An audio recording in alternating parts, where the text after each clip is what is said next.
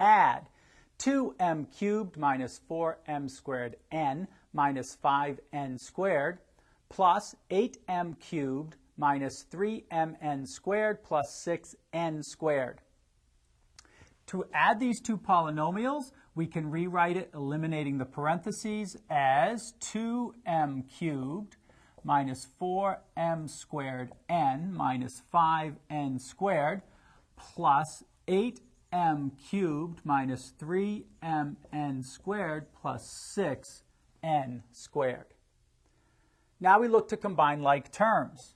We have an m cubed and an m cubed, so we add the coefficients. 2 plus 8 times m cubed.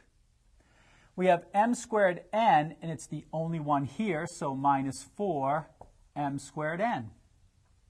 We have n squared and n squared, so we would have plus, combining the coefficients, negative 5 plus 6 times n squared. Then we have mn squared. It's the only term, so we write that down, minus 3mn squared. Now simplify inside of the parentheses. 2 plus 8 is 10m cubed minus 4m squared n.